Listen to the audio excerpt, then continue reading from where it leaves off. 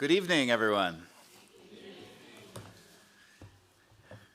Welcome to another edition of Live from NYPL. My name is Brian Jones. I'm the director of the Center for Educators and Schools here at the New York Public Library. Whether you are with us in this room or watching online, thank you so much for being here. I have the distinct honor of introducing a gentleman who is currently serving as the 15th Chancellor of the State University of New York and who was formerly the 10th U.S. Secretary of Education under President Obama, Dr. John B. King, Jr. Now, Dr. King and I actually met back in 2016, about 9 years ago, when I was an elementary school teacher in Harlem, and he was in his very first week on the job as U.S. Secretary of Education. And I have a photograph to prove it, if any of you don't believe me. Funny thing, of course, is that John looks exactly the same. And I don't quite. Dr. King, too, is a former teacher, a former middle school principal, and among many other roles, has served as president of the Education Trust and is New York State's first African-American and first Puerto Rican education commissioner, in which he oversaw all elementary and secondary schools, as well as public, independent, and proprietary colleges and universities, professional licensure, and libraries. So he is supremely qualified to discuss the life-changing impact of teachers and mentorship. And that topic, the power of teachers to change lives, is the subject of his new book, Teacher by Teacher. King credits his public school teachers with saving his own life by believing in him and seeing his potential at a time when he needed it most.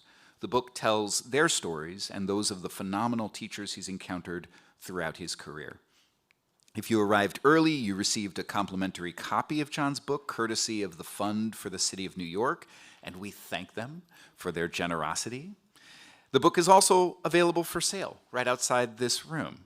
And if you want an even lower cost option, you can always check it out for free using your New York Public Library card.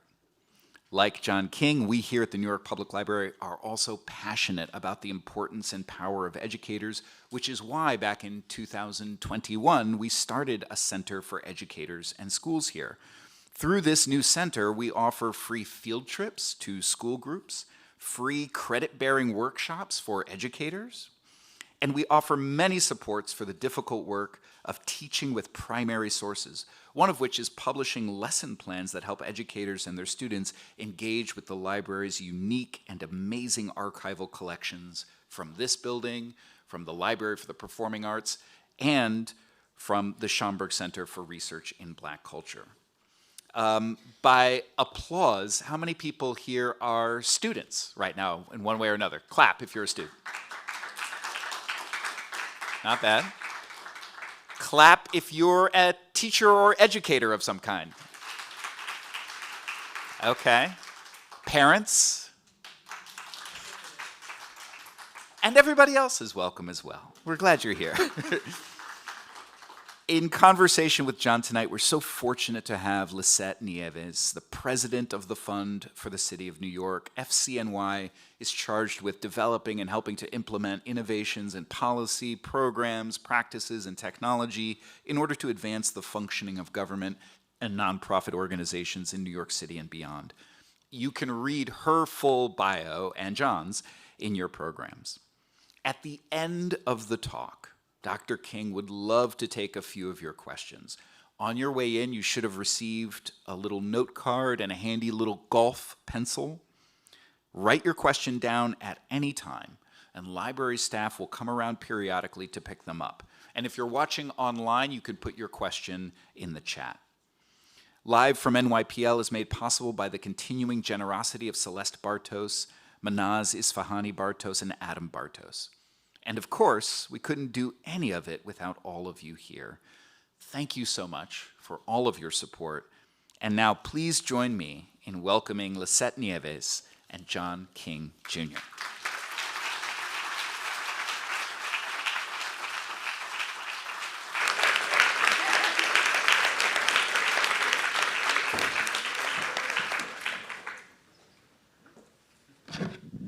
Hey, good evening, everyone. Hi. Well, I get to have a conversation with you, Dr. King. How lucky am I? I'm excited for it. All right. I want to start with, even before I do that, how many of you, it's the first time here in the auditorium, in the library? Oh, I like that. Okay. All right. This is your library too. All right. Use it, come back, take advantage of it. It's a wonderful space. I say that because I'm also a trustee of the library, so, but it's also because I truly believe in it, and for some of us, this is where we grew up, in libraries, so I'm glad you're here. But John, I'm going to put it to you. John, you were Secretary of Education federally. You built a school, you're a teacher, you were secretary at the state level. I mean, I could go on and on. You could have written 8 different books. You could have written one about why do civics matter today, right? You were a social studies teacher. You could have written one about what does higher ed leadership mean today? What does it mean to be courageous? But you chose to write teacher by teacher. Why? Thank you, Lisette, for doing this, first of all. And thank you all for being here. You know, really what motivated me in writing this book was knowing the difference that teachers have made in my life and wanting a way through this book to both say thank you to teachers for the difference they make, and also, I hope, to encourage young people to choose teaching. So I had in mind that I hope that someone will give this book to college freshman who's not sure exactly what their career plan is. They will read this book and they will say, oh yeah, maybe teaching is for me.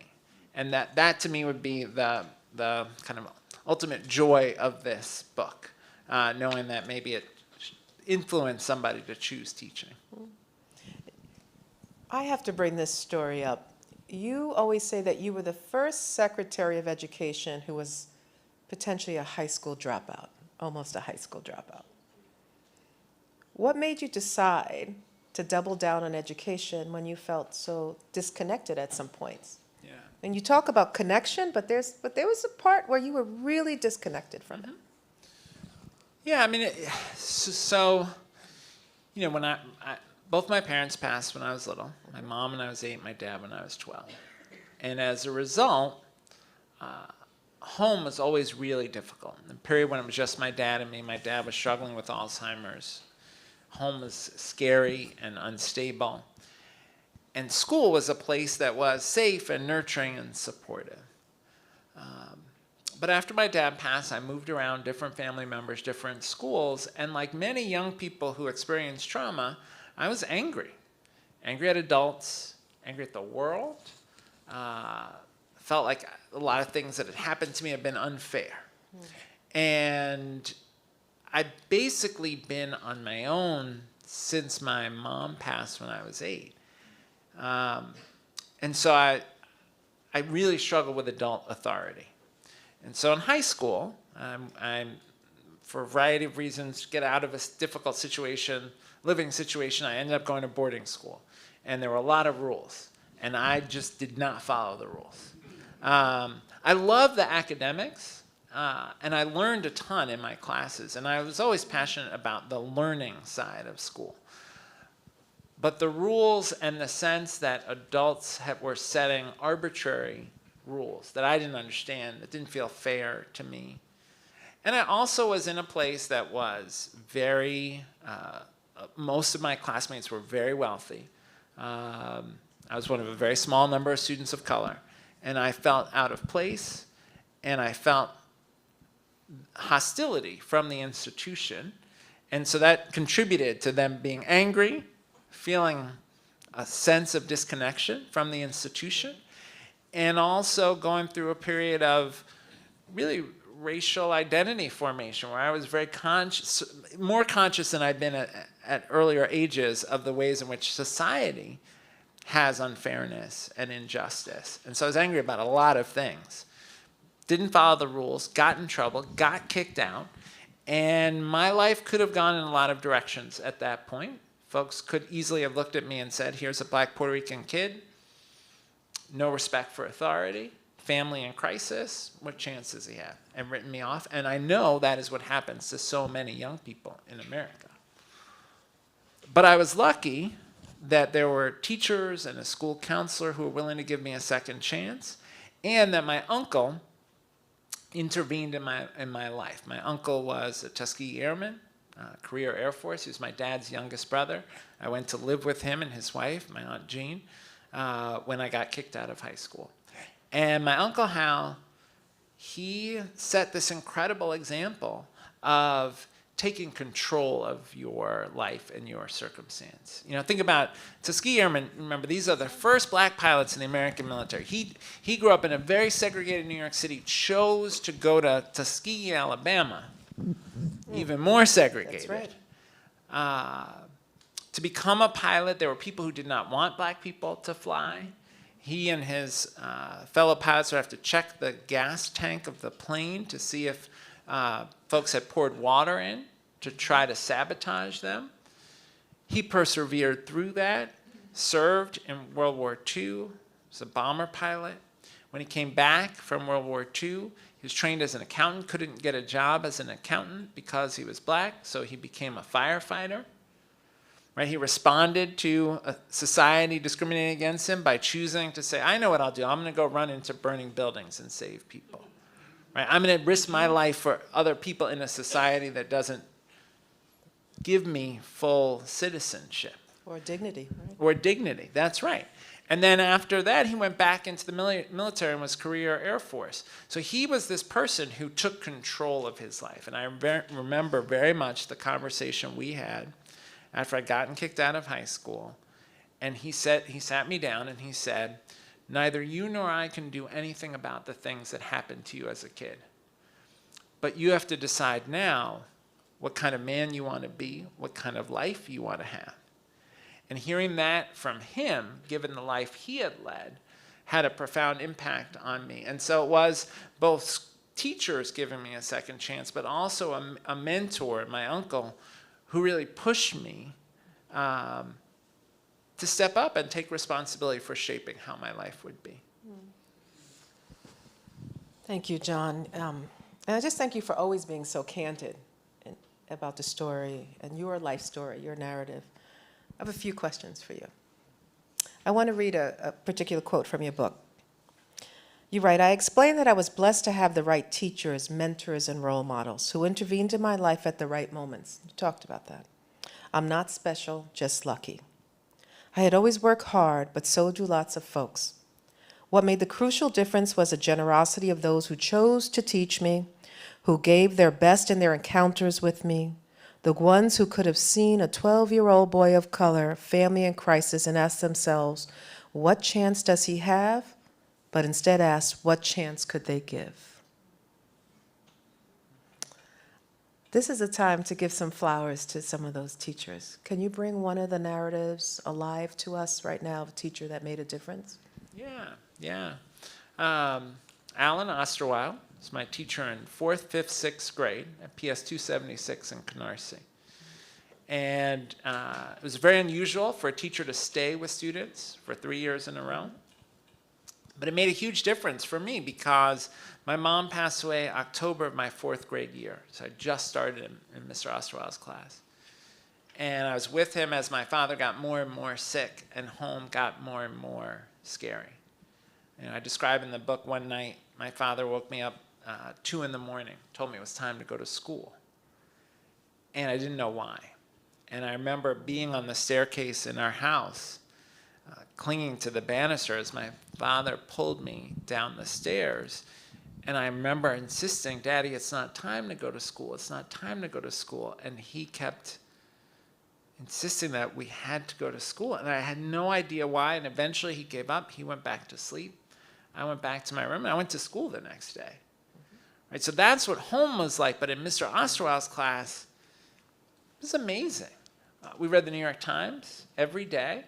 I remember coming to class. It was a little table like this, stacked with the New York Times.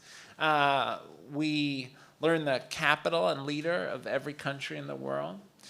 We took amazing field trips, Museum of Natural History, the cloisters, the ballet.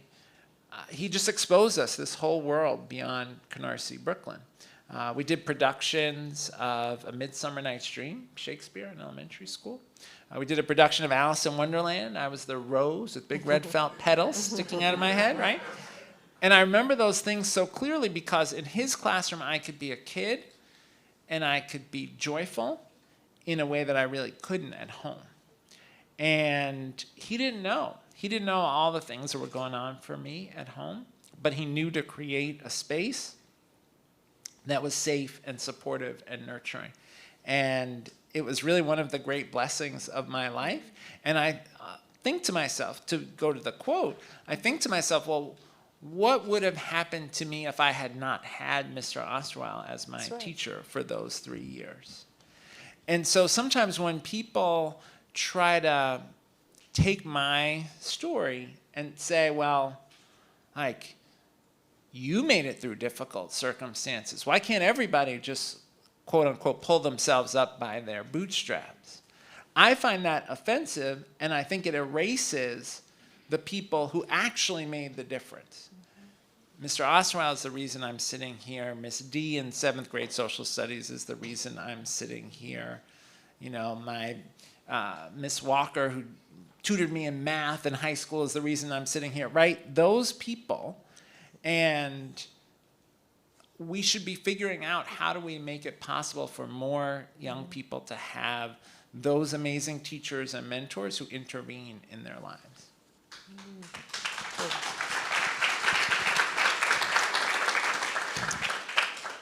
So John, you go from being a student to then deciding you want to be a teacher. Walk me through that first year of teaching for you. And how did you show up? Like, what was that like for you? I mean, I've had some complicated jobs.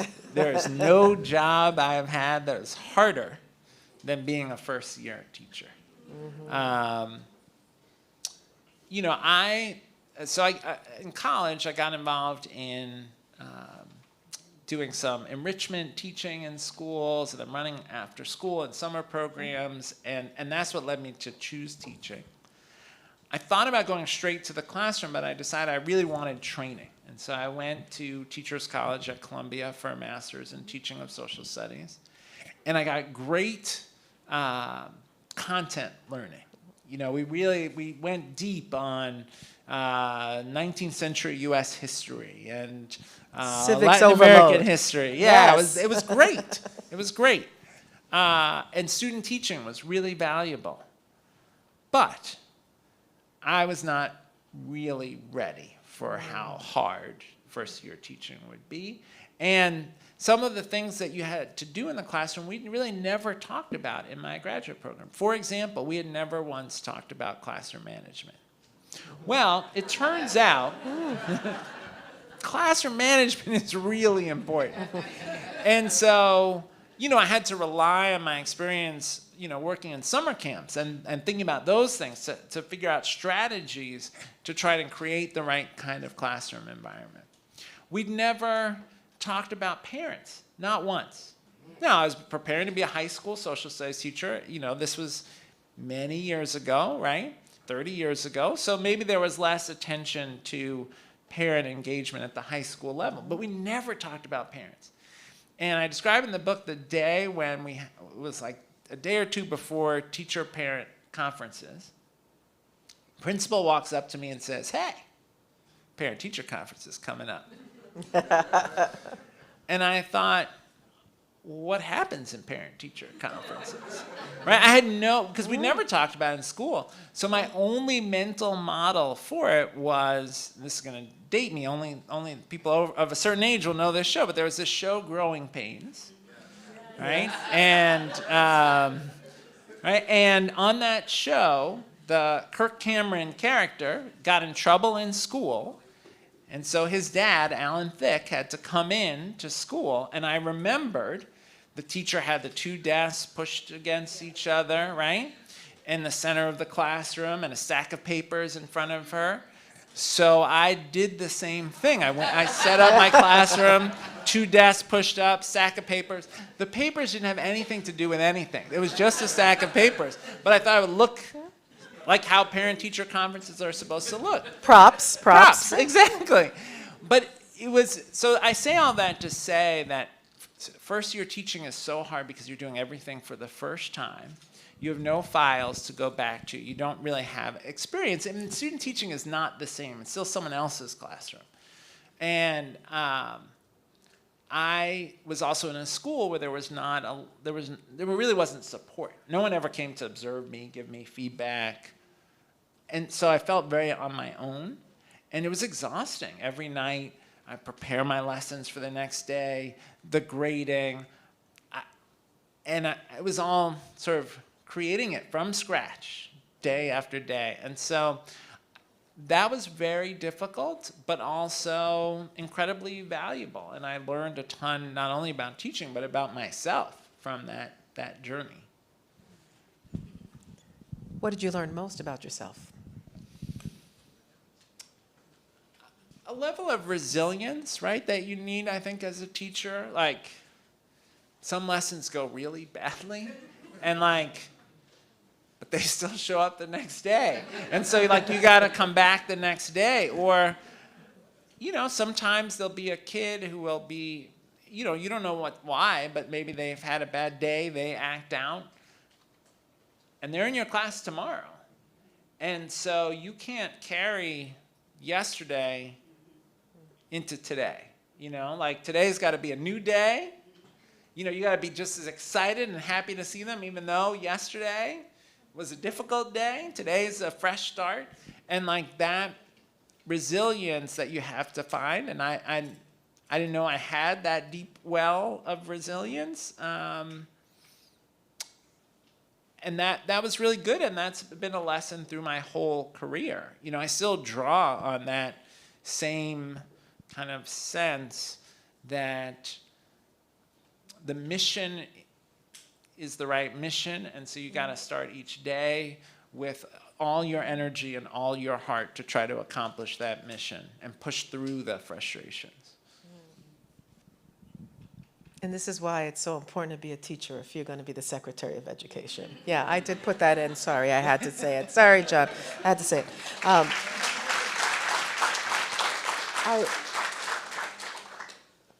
I want to talk a little bit about present day. There was something we shared globally, which was the pandemic.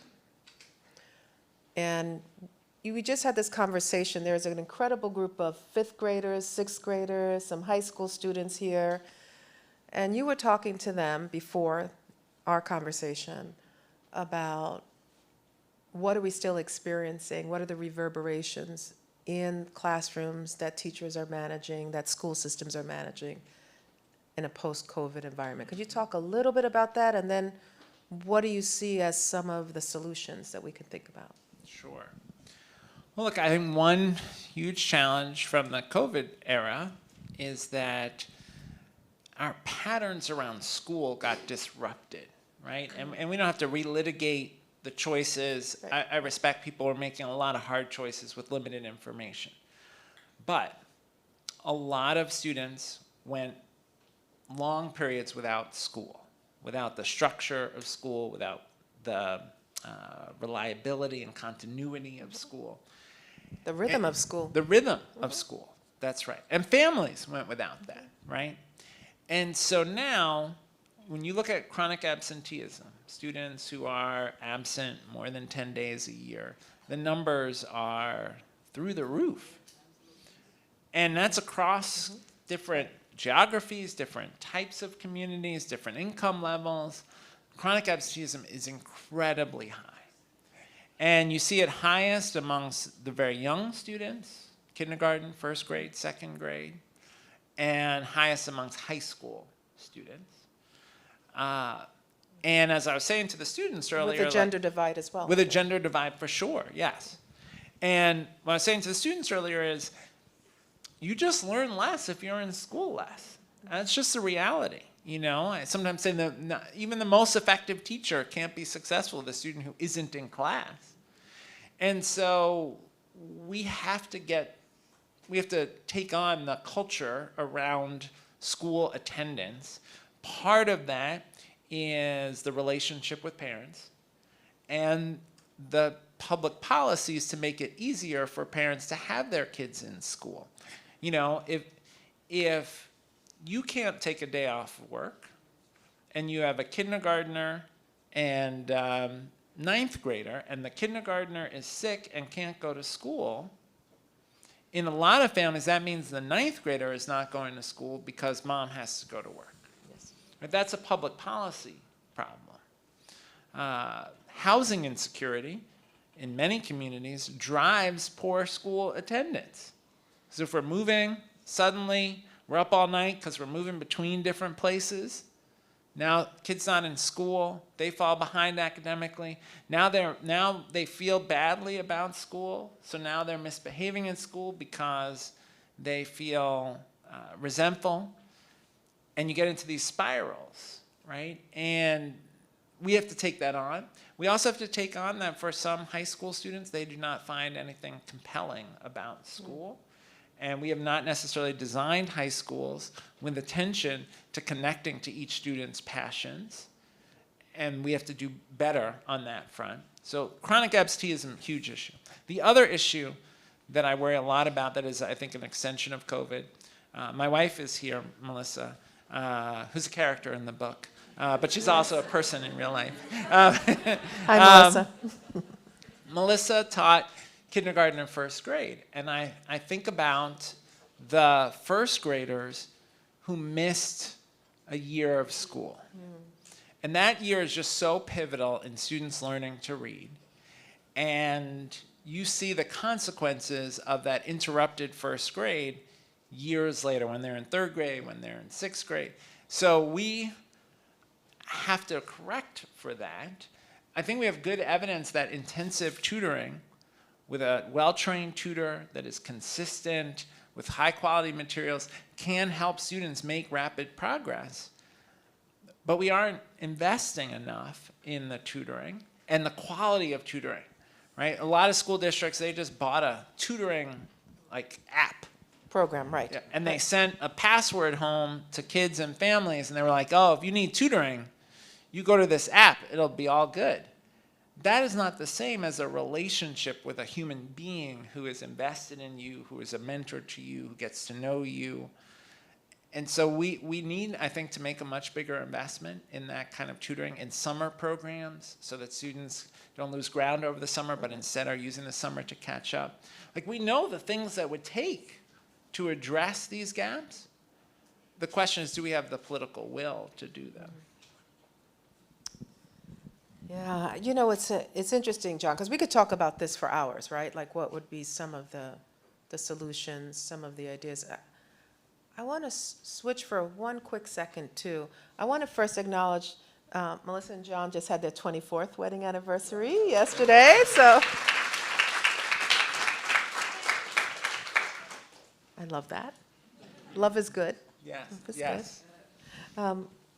But I'm curious, what are the things that you've seen, because you've seen it from a national level, where can we make school much more of an exciting place to be? I mean, you know, sometimes you're here, you're in New York, we think we're the center of the universe. Sometimes we are, most times we're not, right? You get to see it on a much larger scale. What have you seen that's worked? Yeah, I'll give you three quick examples of really compelling places that I've seen, especially at the high school level, where I think this challenge of engagement is so real. One is there are a set of schools, we have some in New York, but there are many around the country, Texas, Colorado, called the P-TECH schools, which are schools where students graduate with a high school diploma, an associate's degree, and first in line for a job with an employer partner. And what's so powerful about so many of the P-TECH schools is it gives students a sense, what is this all for, right? And it's the academics are connected to their potential future career. In many of the schools, the students are assigned a mentor from the employer partner and have that relationship that helps them see themselves in this potential career. And they're across fields. Just even in New York, we've got P-TECH programs that are in technology, in healthcare. There's one in Colorado for teaching. Absolutely. Right? Yeah. Getting students in high school to see this vision of what their career could be. Yeah. I always remember when I visited the very first P-Tech school, which was in Brooklyn, talking to a student who told, and I sort of asked, like, why'd you choose this school? What, you know, and he was like, well, my mom made me come, right? Which was real and honest, right? Absolutely. Yeah. And I said, well, why do you stay? And he said, I want to drive the car that my IBM mentor drives, right? And that, to me, was great. Like, that's a very clear sense of purpose. Like, why am I here? Because this is my ambition, right? Another example, amazing school in Las Vegas, the Las Vegas School of the Arts. They've won multiple Grammys at that school. And every kid who's there, it's like the TV show, to date myself again, the TV show Fame about LaGuardia High School here in New York City. But every kid is pursuing an art about which they are passionate. Doesn't mean that's the thing they're going to do for a living. For some it does. But for other kids, it's that they just love dance. And so dance is the thing that has them excited about school every day. And maybe they're going to end up being a nurse or a doctor or a lawyer or an engineer. But for them, dance is a thing that motivates them and that inspires them. And the Las Vegas School of the Arts feeds that. LaGuardia here feeds that. The Rochester School of the Arts feeds that. The third example, a program called Building Assets, Reducing Risk, that was started by a school counselor in a small community in Minnesota. And the observation the school counselor had was that low-income students, immigrant students, were less likely to pass their classes, less likely to graduate. And so she went to her principal and she said, I want to have teachers and counselors just meet as a team about the students, the students who are at risk. And we're going to do two things in those meetings. We're going to talk about who needs intervention, and we're going to figure out which adult on the team is going to intervene with them. But the other thing we're going to do for every kid, we're going to ask, what are they great at? What are they excited about? What are they passionate about? What are they interested in? And we're going to figure out how to leverage that, how to feed that, how to support that passion. And lo and behold, when they did that, the graduation rates improved, grades improved, attendance improved. Now they've scaled that through federal funding, first from the school to the district to multiple districts. Now they're all over the country. And the thing that I love is it is very easy when kids are struggling to focus only on the struggle and miss that every kid, no matter how much they're struggling, also has a thing they are super excited about. And we need to be better as adults at figuring out what that thing is and then helping them leverage that to get to success in school. Yeah, thank you for that, because when I loved also the first example, because we always ask young people, make the choice, we put all this pressure on the choice. The truth is their greatest expression of their agency is what keeps them there, right?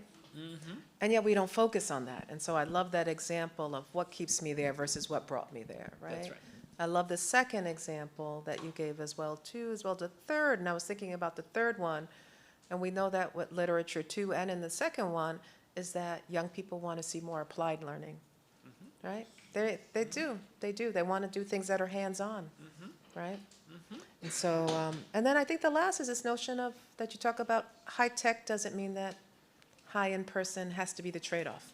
We could do both. That's right. We could do both. Well, before we get to go to everyone else's question, I have what I call my rapid fire questions for you. You ready for this, John? Yeah, Okay. I'm ready. What was your favorite comic book as a kid? Archie. Archie comics. Okay. We've dated ourselves right now. We have, for a group, there is John, thank you for that. That's, you just alienated 3/4 of the audience on that, but that, got They'll that. still Okay. make Archie comics? Do they? They do? They do? Okay. Okay, there are a few of us who are still okay. All right, great. Veronica, Jughead, remember them all. Remember them all. Exactly. All right. What was the most interesting thing you learned in the last 48 hours? Oh, wow. Oh, that's such an interesting question. In the last 48 hours. Huh. All right, ask me something else. I'll come Okay, back to that. you're gonna I come back to that. I gotta think about that a No, little because bit. Yeah. I think we're always learning, right? Yeah, Like yeah, it's interesting, absolutely, right? Where are absolutely. we sitting there? What are we thinking, right? You know. Okay, my last one is, what is your favorite flavor of ice cream? Mint chocolate chip, by far. Okay, wow, there's so many. Okay, Yes, has to and be green, now exactly. we have to double click on this.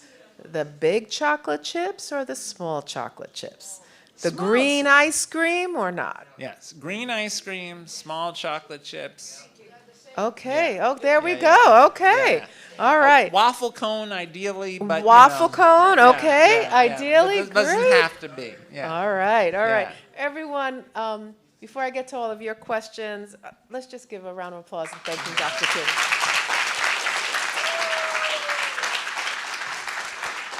Now for the powerful questions. As a student, I see the issues in my community and the changes that need to be made. What are some tips to help me fully utilize my resources and branch out to the right people to make a difference?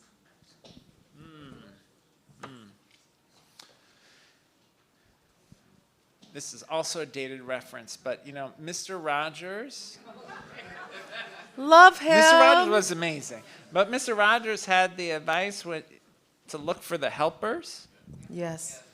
And I think that's really the answer to the question, right? Mm-hmm. Like figuring out what are the community-based organizations. We've got folks here from My Brother's Keeper. That's Yes. one good example, but there are so many that you support at the fund. What are the community-based organizations, the faith-based groups? Who are the people who are running mentoring programs? Like find the people who are helping and help. Join them, right? And become a part of a community that is helping. Yeah. And actually, now I can answer your question about a thing I learned in the last 48 hours. Earlier today, I was with journalists who wrote a book about misinformation, disinformation, and the spread of conspiracy theories online. And she had the most interesting analysis, which was when you try to convince someone who's come to believe an online conspiracy theory that the conspiracy theory is wrong, you are treating the symptom, not the cause. Mm-hmm. And what she found consistently was that what draws people into disinformation, online conspiracy theories, is the search for community and feeling identity with a group of people. And that the best way to sort of, I don't know if deprogram is the right word, but to help someone break out of that is to help them find other communities, other places where they can feel connected and feel a sense of positive identity. That's not really about the conspiracy theory itself. And that was really fascinating to me, because my instinct about those things is like, well, if the people had the information, if you just gave them enough facts, they would. But actually, what she was pointing out is not really about the facts. It's about relationship and community. Yes. And that was a really profound insight for me. I was really grateful to her for sharing that. And that's the Yeah. thing I've learned in the last 48 hours. Thank you for that. I always think of that question too, and though I'm going to read this question here, you know, I had a moment in the last 48 hours. My son, who just turned 20, we were talking about that I was going to interview you, and you were a social studies teacher. And I said, what was one of the most interesting history lessons you've learned? Like I was asking him this question in prep for this. And, okay, that's not me. All right, that's it. And he says, Mom, it's actually 2 games that I play where I learned about Malcolm X and I learned about the assassination and RFK. And I thought that was fascinating because I said, this is a conversation that would not have existed 10 years ago. Yeah. Right?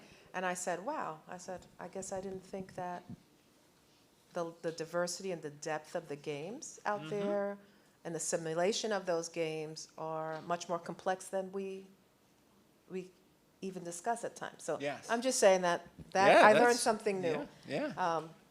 So anyway, now, while we're on tech, do you believe AI can help improve educational outcomes and reduce barriers? Are you a gloomist or are you a joyous in AI? Maybe I try to be a realist about it. I like that. I think both are possible. You know, I saw a model that a French professor had created, where she'd created this essentially avatar with whom you engage in a French conversation.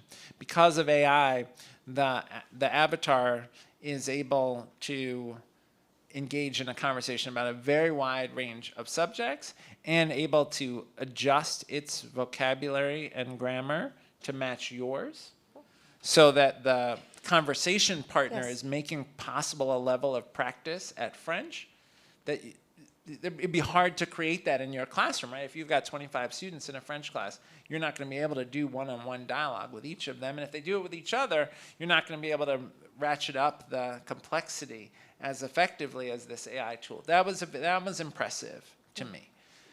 So when I see something like that, I think, wow, AI really could be this kind of breakthrough tool in the hands of good teachers.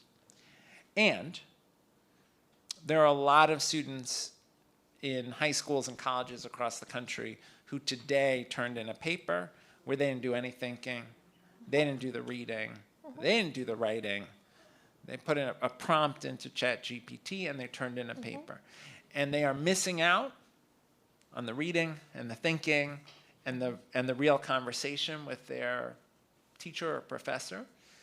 And so we've got to think about what are the structures we need to put in place to make sure that students are doing the work.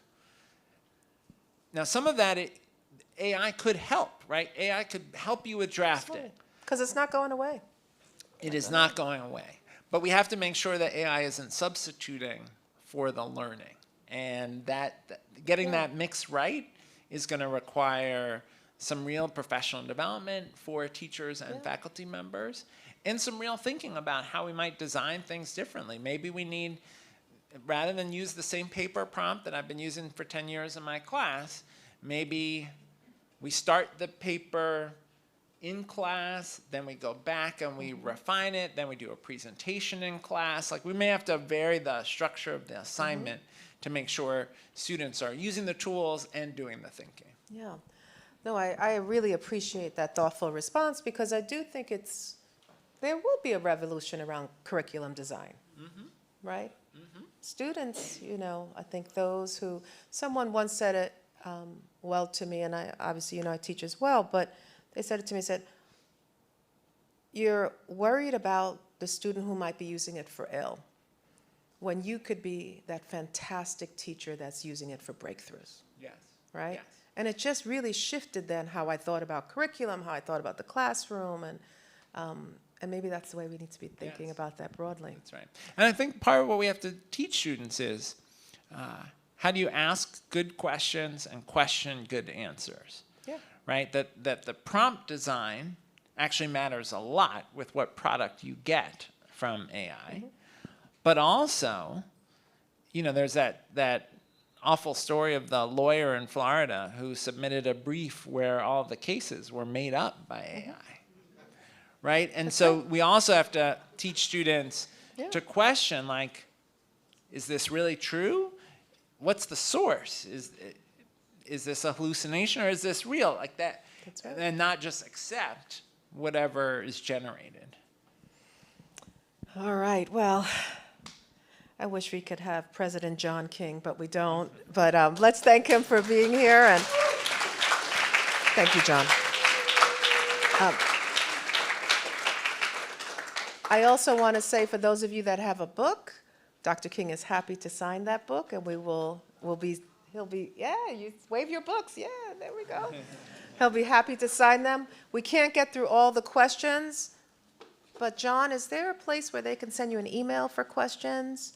For those who really were itching to ask a question. I mean, there's some great questions about higher ed here, the political climate on campus, the achievement gap. I mean, all the things that you love to talk about as well. Yes. Where can I? Yes, there's a website, johnbkingjr.com, which has book events and media stuff, and also a way to contact me about the book. Yeah. Please read your book, spread the word, and thank you all for coming tonight.